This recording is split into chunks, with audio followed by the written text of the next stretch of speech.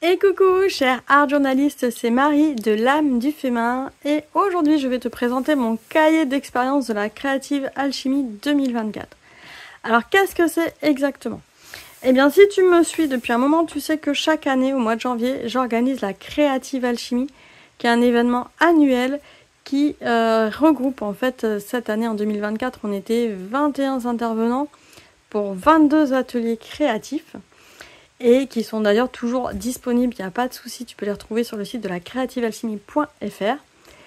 Et en plus de tous ces ateliers, je propose un cahier d'expérience qui permet en fait de collecter toutes les choses, les astuces, l'expérience de vie qu'il y a à travers cette expérience de Creative Alchemy, parce qu'il y a beaucoup de choses qui s'y passent, beaucoup de transformations, qu'elles soient dans l'apprentissage des techniques artistiques, que dans notre approche de création, que dans notre façon de voir la vie et de voir les choses tout simplement à travers les rencontres qu'on y fait et les processus de création.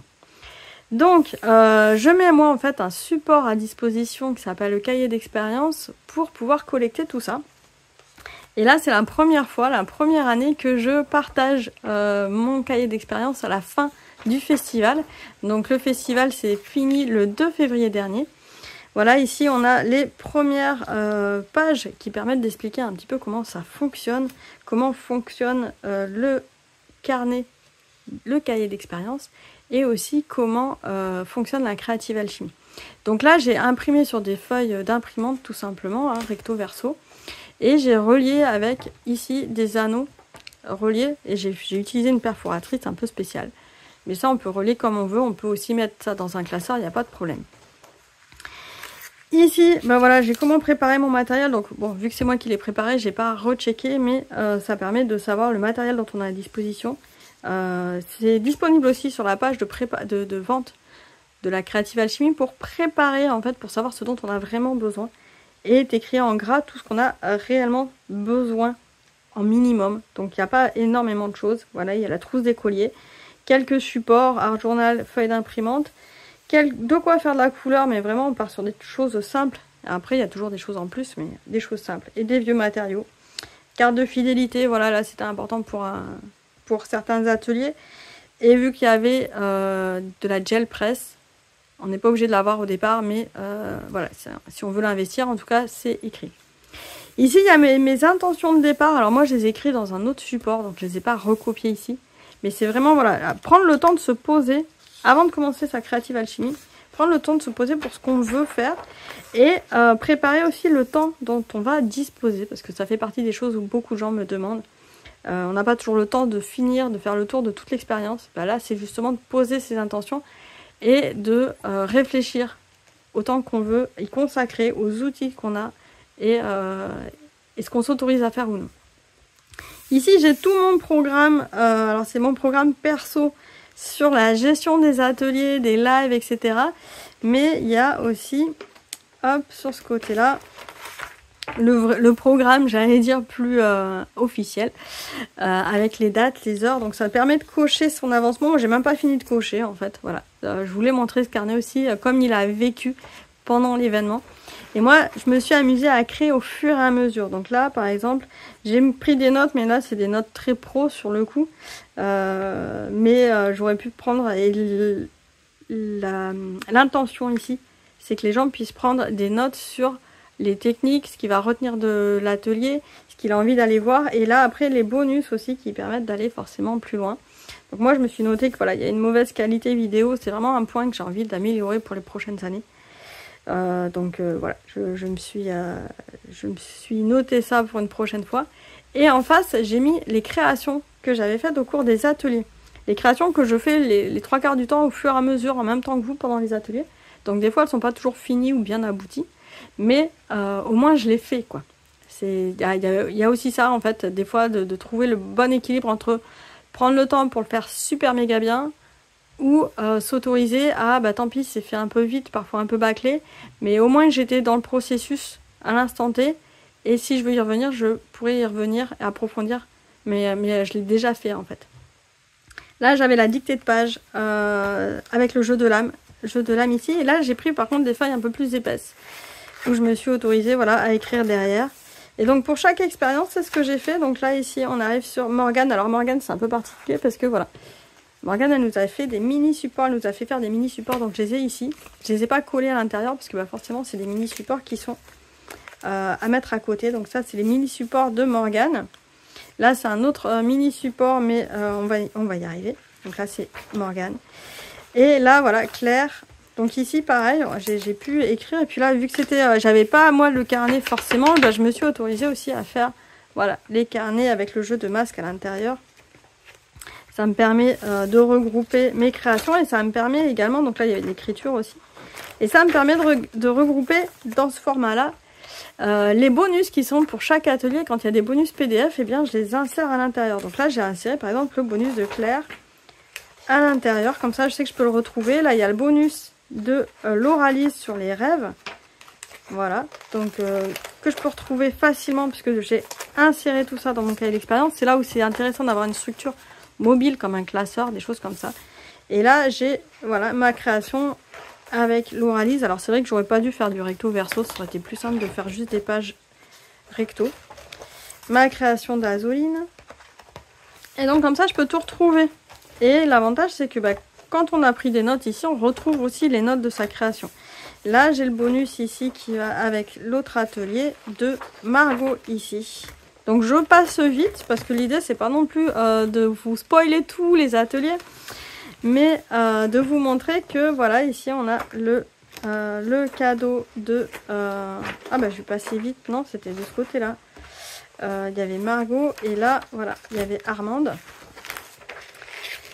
Voilà, des fois je colle ici pour Louise, j'ai collé à l'intérieur directement, à l'intérieur j'ai collé la page.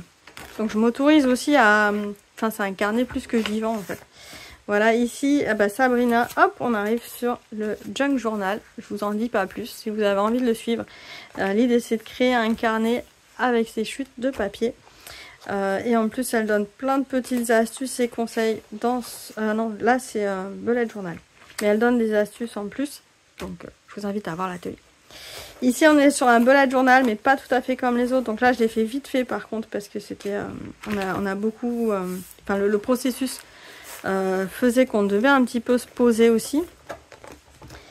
Et donc là c'était Léa qui nous a parlé de sa façon de voir le bullet journal à travers les épreuves de sa vie qui sont particulières parce qu'elle souffre d'une maladie.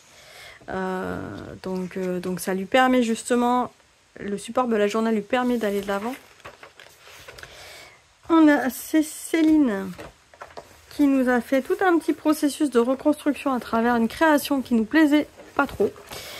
Transformer du moche, donc voilà, transformer du moche. Là on arrive sur le lettering d'Ilan. Donc voilà, lettering d'Ilan que j'ai fait très rapidement j'avoue, mais qui nous permet d'être dans la façon de créer ses propres lettres. Là, on arrive sur... Non, c'était pas celle-là. J'ai mis dans le désordre, là. Qu'est-ce qu'il dit? Ah oui, non, là, c'est une reconstruction. J'ai mis dans le désordre. J'ai pas mis ma création de Florence Boyaval, tout simplement, parce que c'est dans un autre art journal.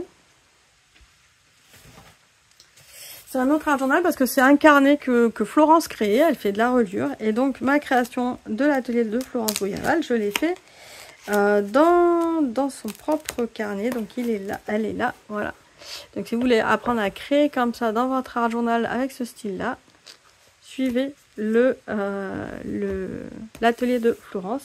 Et ici donc ça c'est un atelier de reconstruction aussi, réappropriation de ces ombres, de ces métamorphoses avec Loïs. Voilà, donc sur deux créations, mais elle fait plusieurs propositions pour se réadapter. Ici, on a Gwenaëlle Perron qui nous fait travailler avec la Jelly Plate. Et en fait, mes créations, elles sont aussi ailleurs. donc là, c'était préparer pas mal de matériel sur du papier de soie.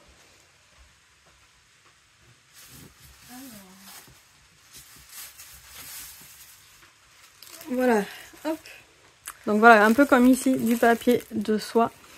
S'amuser à faire des empreintes des pochoirs et ensuite les retransformer. Donc c'est un des ateliers où j'ai pas fini le processus parce que c'est compliqué de le faire en ligne en même temps. Ici un atelier pop-up avec Stella. Hop, je le montre vite fait comme ça si vous avez envie de voir des pop-up vous pouvez voir. L'atelier de Lucie Créacoa pour apprendre le sketchnoting aussi, qui était très différent de l'atelier de... Alors, au tout début, il y avait l'atelier des masques de Claire, qui était aussi sur une façon de sketchnoter, mais avec une approche très différente, donc c'est très complémentaire. Et donc là, bah voilà, mes cadeaux de Noël. Et les bonus qui vont avec, donc pas mal de bonus sympas aussi. Et ici, on arrive sur la roue. Hop là, notre mandala de joie pour 2024. Bah forcément, disant au revoir à 2023. Et donc ça, c'était un processus très très sympa qui peut se faire en fait tout au long de l'année. Donc même si là, on arrive au mois de mars 2024, n'hésitez pas à aller voir l'atelier de Donatienne qui propose ce processus-là. Ici, Natacha qui nous fait travailler aussi sur un protocole de nettoyage avec le shadow work. Voilà, le terme anglais shadow work et ses petits bonus avec. Donc, allez voir ces ombres qui a collé très bien avec la thématique, la face cachée de nos carnets de cette année. La face cachée en 2024. Ici, on arrive sur le Zentangle avec Ludivine pour transformer nos tâches et nos erreurs en quelque chose de bien différent. Et en général, avec la méthode Zentangle, on prend confiance en soi et on est satisfait des traits qu'on fait. Même avec du recul, c'est bien de prendre du recul aussi là-dessus. Donc ça, c'était chouette, elle nous amène dans tout le processus. Et enfin, on arrive sur Christine qui nous propose aussi un travail avec la gel press, la jelly plate ou la gel press, voilà. Des fois, je fais des mélanges des deux. Avec une composition, ensuite avec une photo. Et enfin, moi, bah, mon dernier atelier qui s'est fait sur quel support, je ne sais plus. Je ne sais plus sur quel support j'ai fait mon dernier atelier. Bah alors, Marie, que je n'ai pas mis ici, qui ne doit pas être forcément bien loin. Ah, si.